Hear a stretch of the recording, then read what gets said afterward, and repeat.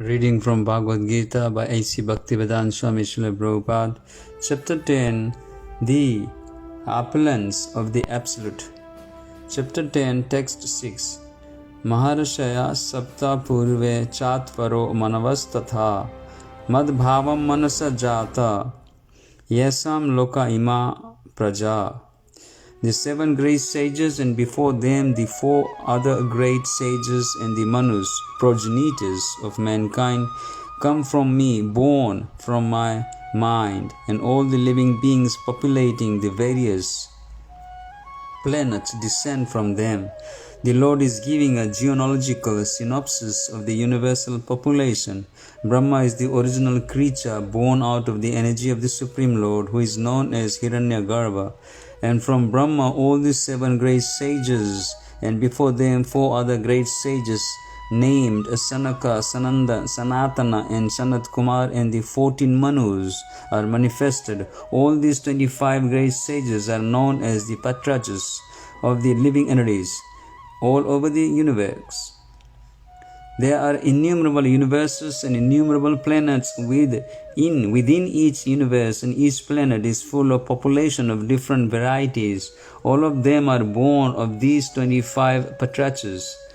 Brahma underwent penance for 1000 years of the demigods before he realized by the grace of Krishna how to create them.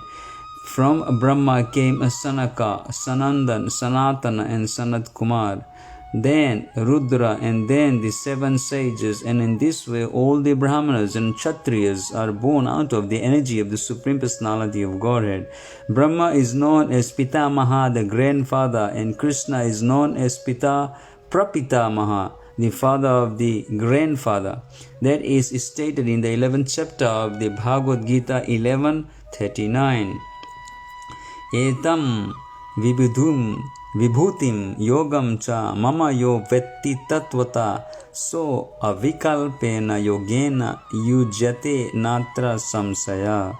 One who is factually convinced of this opulence and mystic power of mind engages in unalloyed devotional service.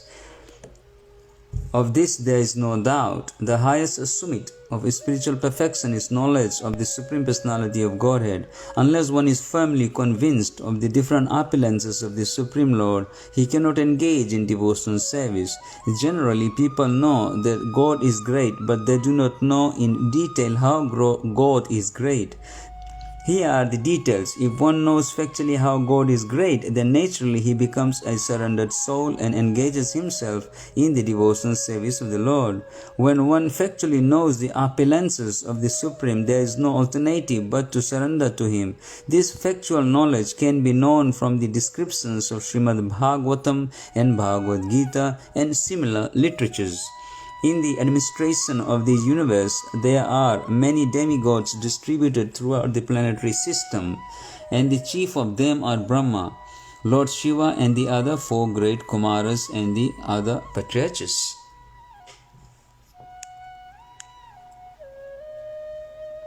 There are many forefathers of the population of the universe, and all of them are born of the Supreme Lord Krishna, the Supreme Personality of Godhead. Krishna is the original forefather of all forefathers.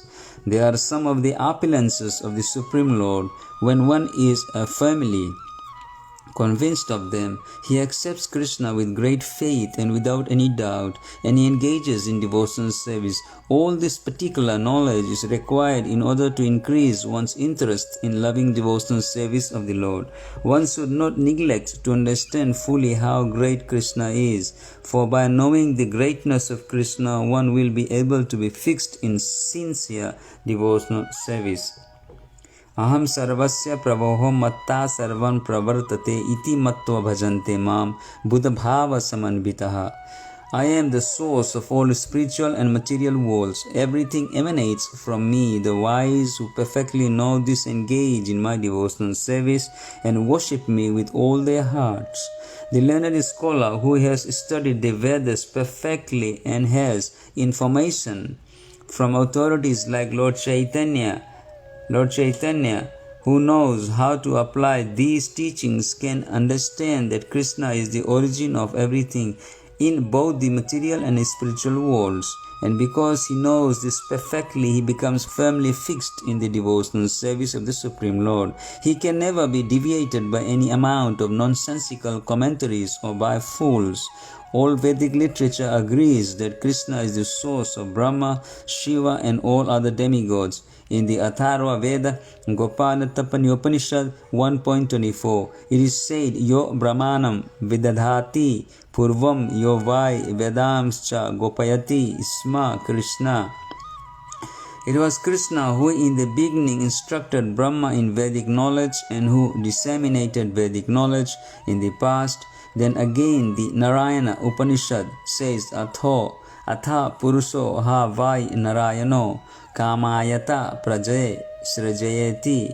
Then the Supreme Personality Narayan desired to create living entities. The Upanishad continues, Narayanad Brahma Jayate Narayanat Prajapate Prajayate Narayanat Indro Jayate Narayanat Asto Vasavo Jayante Narayanat Ekadas Rudra Jayante Narayanat Dvadasaitya. From Narayana Brahma is born, and from Narayana the patriarchs are born. From Narayana Indra is born, from Narayana the 8 Vasus are born, from Narayana the 11 Rudras are born, from Narayana the 12 Adityas are born. This Narayana is an expansion of Krishna. It is said in the same Vedas, Brahmano Devaki Putra, the son of Devaki. Krishna is the Supreme Personality. Narayana Upanishad 4. Then in it is said, Eko vai Narayana asin na Brahma ne sano napo nagni samo ne me dyava apritivi na naksatrani na surya. In the beginning of the creation, there was only the Supreme Personality Narayana. There was no Brahma, no Shiva, no water, no fire, no moon, no heaven and earth, no stars in the sky, no sun. Maha Upanishad 1.2. In the Maha Upanishad, it is also said that Lord Shiva was born from the forehead of the Supreme Lord. Thus the Vedas said that it is the Supreme Lord, the creator of Brahma and Shiva, who is to be worshipped. In the Moksha Dharma section of the Mahabharata, Krishna also says, Prajapatim cha rudram chapi aham eva sarjami vai tauhimam na vijanito mama mayo vimohito. But the patriarchs, Shiva and others are created by me, though they are not know that they are created by me because they are deluded by my illusory energy. In the Varaha Purana, it is also said, Narayano paro devas tasmad jatas chaturmukha tasmad rudro abhavat deva sacha sarva gyatam gata. Narayana is the Supreme Personality of Godhead, and from him Brahma was born, from whom Shiva was born. Lord Krishna is the source of all generations, and he is called the most efficient cause of everything. He says, because everything is born of me, I am the original source of all. Everything is under me, no one is above me. There is no supreme controller other than Krishna. One who understands Krishna in such a way from a bona fide spiritual master with the references from Vedic literature engages all his energy in Krishna consciousness and becomes a truly learned man. In comparison to him, all others who do not know Krishna properly are but fools. Only a fool would consider Krishna to be an ordinary man. A Krishna conscious person should not be bewildered by fools. He should avoid all unauthorized commentaries and interpretations on Bhagavad Gita and proceed in Krishna consciousness with determination and firmness. Machita madgata prana bodhayanta parasparam katyantascha mam tusyanti cha mam nityam tusyanti cha ramanti cha. The thoughts of my pure devotees dwell in me, their lives are fully devoted to my service, and they derive great satisfaction and bliss from always enlightening one another and conversing about me. Pure devotees whose characteristics are mentioned here engage themselves fully in the transcendental loving service of the Lord. Their minds cannot be diverted from the lotus feet of Krishna. Their talks are solely on the transcendental subjects. The symptoms of the pure devotees are described in this verse specifically. Devotees of the Supreme Lord are 24 hours daily engaged in glorifying the qualities and pastimes of the Supreme Lord. Their hearts and souls are constantly submerged in Krishna, and they take pleasure in discussing Him with other devotees. In the preliminary stage of devotional service, they relish the transcendental pleasure from the service itself. And in the mature stage, they are actually situated in love of God. Once situated in the transcendental position, they can realize the highest perfection which is exhibited by the Lord in His abode. Lord Chaitanya likens transcendental devotional service to the sowing of a seed in the heart of the living entity. There are innumerable living entities traveling throughout the different planets of the universe, and out of them there are few who are fortunate enough to meet a pure devotee and get the chance to understand devotional service. This devotional service is just like a seed, and if it is sown in the heart of a living entity, and if it goes on hearing and chanting Hare Krishna, Krishna Krishna, Hare Hare, Hare Rama, Rama Rama, Hare Hare, that seed fructifies just as the seed of a tree fructifies with regular watering. The spiritual plant of devotional service gradually grows and grows until it penetrates the covering of the material universe and enters into the Brahma Jyoti effulgence in the spiritual sky. In the spiritual sky also that plant grows more and more until it reaches the highest planet, which is called Golaka Vrindavan, the supreme planet of Krishna. Ultimately, the plant takes shelter under the lotus feet of Krishna and rests there.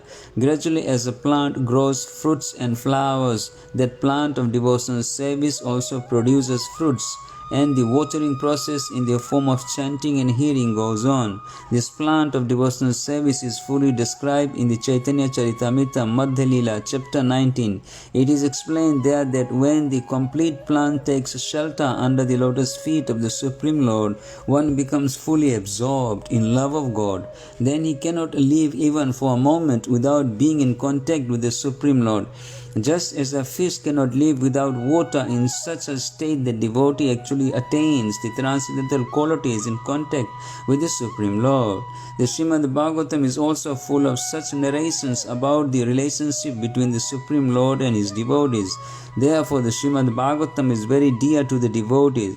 As is stated in the Bhagavatam itself, 12, 13, 18, Srimad Bhagavatam Purana Amalam Yad Vaishnavam Priyam. In this narration, there is nothing about material activities, economic development, sense gratification, or liberation.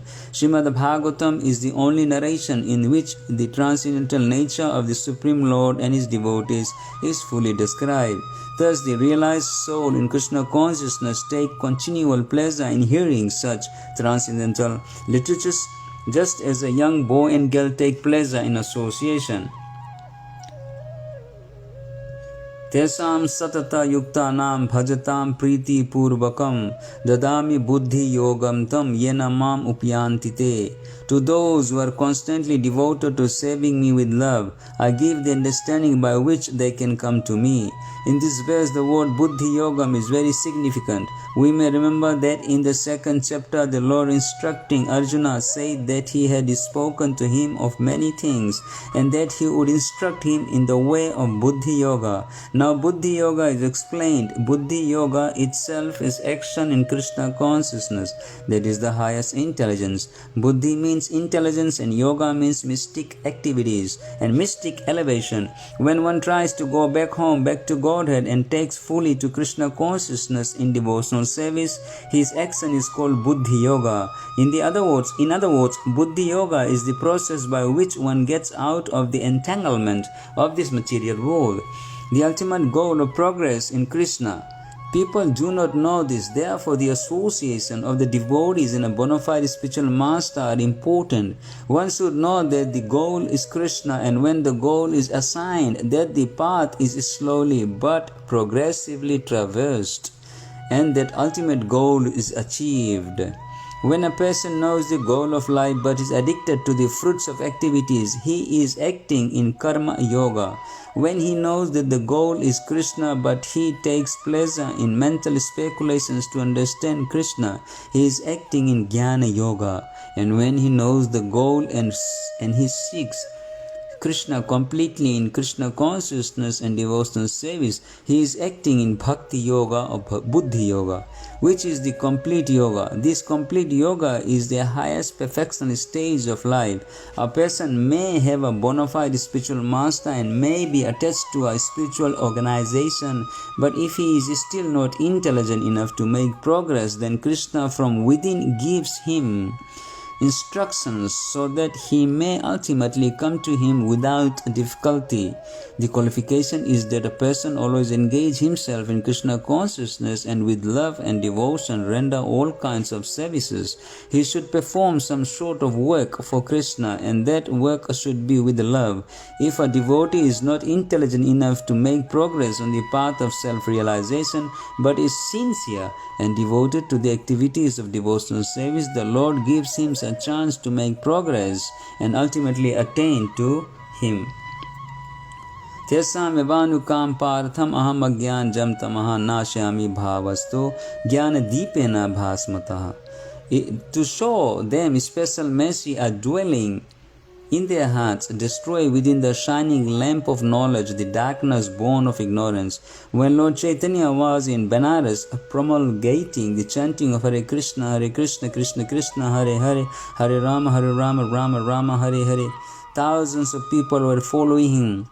Prakasandana Saraswati, a very influential and learned scholar in Benares at that time, derided Lord Chaitanya for being a sentimentalist.